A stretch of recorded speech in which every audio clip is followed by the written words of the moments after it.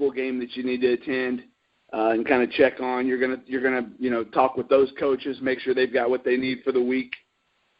Your practice plans, you're going to get that stuff lined up. You're going to get your scout team cards ready to go. That kind of leads me into Tuesday.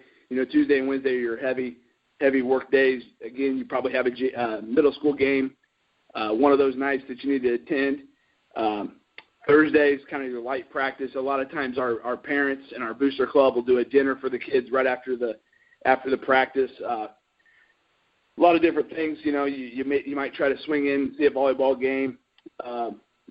Just trying to kind of be visible within the school and support the other programs, and then you're back to Friday game day, and trying to take your lunch break to maybe set up the field or getting your call sheets finalized or setting up. You're making contact with that coach that you're playing the next week to set up your film trade for the evening after the game, and then then the after school supervision. Getting your locker room ready and eventually kicking off football game. Wow, I think I'm tired of just listening to all that kind of stuff. Yeah, oh my gosh. And Josh, you can't ask me the same question because I don't think I can cover anything he didn't. Oh, trust me, I don't think I'm be able to, because he hit it spot on. And listeners out there, that's what it takes to be a real coach, not to be a part timer, and to understand what needs to be done, not what you want to be done, and it's a necessity, and he hit it pretty spot on. Mike, I know you've been in arena football for a little bit, but you've also been at a high school level. How would parents play a role in your program in a perfect world? Well, I'll tell you, parents are a lot of reasons I've decided to coach arena football. I've got a lot of horror stories there we could tell, but I'm sure. Parents always play a big role. And the one thing I always did when I coached high school football, I would invite parents to come watch practice, because you get a lot of parents that are always coming up, why isn't little Johnny playing? And if you see little Johnny in action, you'll know why he's not playing. Absolutely. And the contact with the parents is huge, I think, because I think a lot of times coaches just kind of ignore them and hope they go away.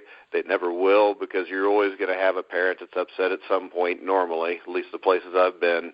And, the parent interaction is a huge thing, so I like to include the parents as much as I can. And I even got to the point at one point where I would actually bring the fathers in to watch the game film with me. And we'd break down the game film, because I had a couple parents that wanted to know why their kids weren't starting at guard and tackle anymore. So I brought them in, we sat down, and I actually had them grade their own sons. And that changed their attitude 180, 360 degrees. That's I never had remarkable. another problem with those parents. I'm sure you didn't, because they're sitting there realizing what they did wrong, what their son did wrong, and kind of shut up after that and figure it out. Yep, that's why. Yeah, and my problem is, if somebody asks me why their kid doesn't play, I will be completely honest with them. It's just he screws off in practice. He's just not that good yet. Not in the weight room enough, which was most of those kids. If you've got 30 or 40 kids in your weight room at a bigger school, if you got another 15 or 20 kids that aren't in the weight room, they really got no reason to complain unless they're playing another sport on why they're not playing. You're going to go with the kids you trust, and the kids you see in your program every day doing the work are the kids that you trust. And kind of alluding to what you said about, being realistic and, telling the parents exactly not what they want to hear, but exactly what the truth is. And I think some coaches, from my experience, I've listened, and they've kind of given them, the kind of run around, and exactly what you said. Invite them to practice, invite them to watch film, make them understand the game. Maybe you're teaching them the game some, and at the same time you're telling them, hey, this is why we do what we do, and they're not able to play at that level just yet. So that's important, I think, and that's communication piece there. Nate, what are some roles that your parents play in your program? We're fortunate. We've had a pretty good booster club for several years, and the parents really take the lead on that. It seems like within that kind of booster club, people will branch off and kind of take some ownership in some different things that they'll take care of. Say there's a group of moms that take care of the we do like a team dinner on Thursday for, you don't want to say the big games, but it's like kind of our area rivals, kind of our county school games. They want to do that, or a senior night, or a sectional dinner. And as far as you can advance in the tournament, they'll do those dinners. There's a core group that take care of that. There's a core group of parents that stripe the field every week. There's a group of parents that run a concession stand that makes money. There's another group that takes on. There's a couple other fundraisers we do. We do a golf scramble, and they're really just trying to raise funds that if we've got something that the school couldn't purchase, say like a blocking sled or our huddle subscription, or just a lot of different things kind of like that, an alternate pair of pants or something for the football team, they'll raise that money, kind of the extra things for the program, and they'll raise money. And if Johnny's mom and dad or Johnny even comes in and volunteers to work at the golf scramble, he'll earn points, and they'll actually end up buying his practice pack for him. There's some incentive there that kind of creates some incentive to get out and kind of participate. But that's a big one for us, is just kind of jumping in there and volunteering and kind of working to help the program there, to help us be able to afford some things that we normally wouldn't be able to do. I think as a player standpoint, from when I was in high school, my mother and father were part of the Booster Club, and I actually enjoyed it because we could talk about the program in general and not, hey, how was practice today? They knew not only did they, kind of go and watch, but they were part of the other piece to that program behind the scenes wise, and I think that's crucial, and that builds relationships among the different families as well. So I think that's a critical piece. It does. It really gets a lot more people involved, and that's what it's all about. Yeah, I couldn't agree more. That's absolutely, when it comes to building a program, it's never just the coaches and players. It's got to be the surrounding people as well. And yeah, I absolutely agree. A part of that piece is building camaraderie and that chemistry. Mike, what are some things you've done in the past, to maybe it's a unique thing, maybe it's a standard, quote unquote standard thing. What are some things that you've done to build that camaraderie or that team chemistry? I mean, you just have to do as many things as you can as a group. I mean, the more they're together, the more they kind of grow on each other, hopefully. Of course, it could go the other way. They might hate each other more. But, I mean, I would tell you, we would take, like the offensive line. We would take them out bowling one night. You take the running backs, quarterbacks out to get pizza. I mean, it's just anything they're doing when they're together.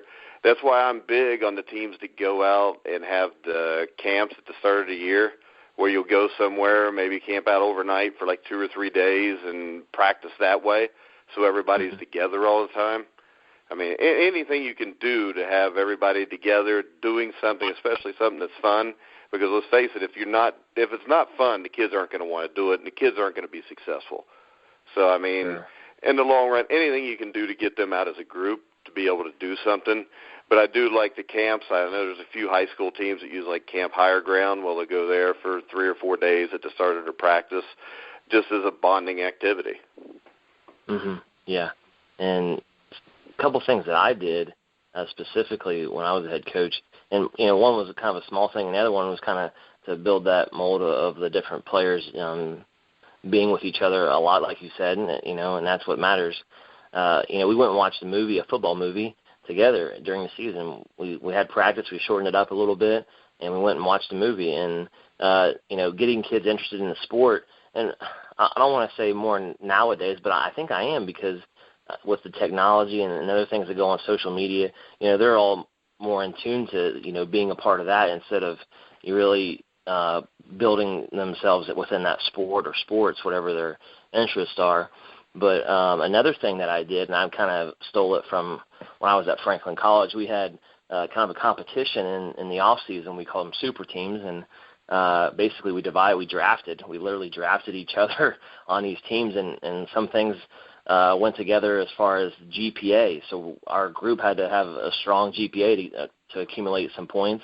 Attending lifting sessions, going to, and in this case for the program that I was the head coach for, we had to go to different events in the school, whether that was a play, whether that was a track meet, whether that was a baseball game. And they accumulated points. What they had to do was tweet a picture to our Twitter account, and they accumulated points. Is that kind of hard to do as a head coach and assistant to keep track of that? Sure. But, it's either you go out or you don't. And I think, that kind of helped us build our team chemistry as well. Nate, what were some things that you've done in the past to kind of build that team chemistry? Well, what you guys have both said is spot on with that. And, I've kind of been in both situations as a player. We did the you take off and go to camp for 2 or 3 days. And now with kind of some of the time restraints and the different rules that have come down, you're kind of limited on some of that maybe now. But I'll tell you one thing we do is we go down to IU for a day, for a one-day camp. It starts at 10 in the morning, and the IU coaches kind of run through the individual periods, and then we kind of coach our team against some, kind of scrimmage setting stuff throughout the rest of the day, and it's grueling. And that's a big one for us early, that the guys are together going through something that's really tough, and they've, really all they've got is each other, and you start to build that bond. And, by the end of that, they kind of realize if you can make it through that day, you can do just about anything. And that starts in your offseason. That starts in your weight program. Like you guys said, just having the guys together. That's the biggest thing. And, being able to limit the distractions when you can. But giving them incentives to succeed, whether it's a pound club, it's your name on the wall in the weight room, a little thing goes a long way. And we try to build that a little bit, with and everybody does, but with the younger kids, getting our high school kids around the youth league kids in a summer camp setting, getting them around our middle school kids, or inviting everyone to the off-season agility program. Just the more, even the young kids are around the older guys, they start to see that they're a part of something big, and that goes a long way to kind of, building that camaraderie, building that brotherhood. We talk about brotherhood, and we talk about it being a family, and until you go through some of those things together, that's when that really starts to take shape. Absolutely. And I think it all goes back to about showing that you care to them and seeing that reflect back to you. When it comes to building camaraderie or the chemistry or, being around each other as often as possible. And like you said, that's what it is all about. And that's important, obviously. I know, Nate, you coach at a small school. Mike, I'm not sure if you've coached at a small school before. I know, obviously, I have. There's multi-sport athletes all over the place, and different coaches and different schools handle them totally different. Whether that's the football coach and the basketball coach, whether it's basketball and baseball, whether it's all three, whatever the case may be. Mike, how to manage those? How do you do it? How do you manage those multi-sport athletes? I love it, actually. I think it's the best thing. And I mean, at a small school, you almost got to be like that, or you're fighting with the other coaches. My son is a high school quarterback. He pitches in baseball. He's a shooting guard on the basketball team. I mean, my son, he might do a little bit of off-season work football-wise just because I'm always training players. When I train a quarterback, he'll come up with me. But other than that, my son's a baseball player who plays baseball during baseball season. He won't pick up a basketball or a football during baseball season. And then the same thing for the other sports. Number one, I think a lot of, for example, injuries in pitchers in baseball. When you're using the same constant motion year-round, I think that's why you see so many arm problems with a lot of kids now. I want my son to be well-rounded in things because, let's face it, no matter how good your kid is, the chances of him playing in the NFL or Major League Baseball or the NBA, no matter how good he is, are very minuscule. Mm-hmm. So, I would rather have a son that's well-rounded, than somebody that is always just looking at this one thing. Because to me, if you're specializing in it, you're doing it either a scholarship or to end up in the NFL or the NBA. And most of the guys I know with sons that specialize think their kids are ending up in the NFL. It's not even about the scholarship.